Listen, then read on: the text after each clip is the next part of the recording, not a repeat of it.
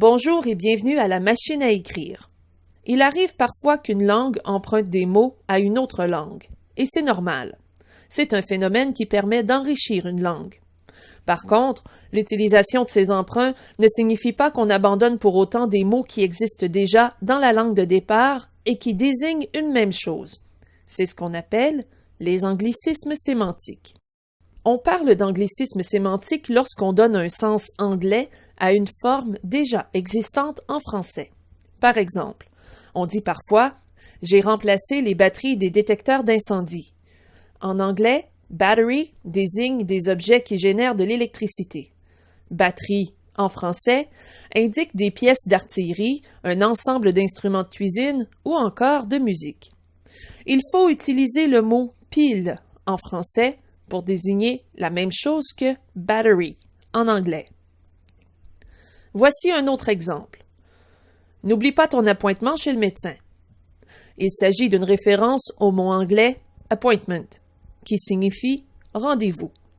Il faudrait donc dire n'oublie pas ton rendez-vous chez le médecin. À vous maintenant de trouver les anglicismes sémantiques dans les phrases suivantes. Il y a une gamique là-dessous. Dans cette phrase, l'anglicisme sémantique est gamique, qui vient de l'anglais gimmick. Gamique n'est tout simplement pas un mot français. Il faut dire plutôt manigance ou combine. Les fatalités sont rares dans nos usines. L'anglicisme sémantique dans cette phrase est fatalité, inspiré de fatalities en anglais. En français, on dira plutôt accident mortel. Donc, les accidents mortels sont rares dans nos usines. Récapitulons. Les anglicismes sémantiques sont des mots français employés dans un sens propre à un mot anglais. En cas de doute, consultez un dictionnaire de la langue française ou même un dictionnaire des anglicismes pour vous assurer d'employer les bons mots français en toutes circonstances. Dans la plateforme d'apprentissage, des hyperliens vers des ressources d'anglicisme sémantique sont mis à votre disposition.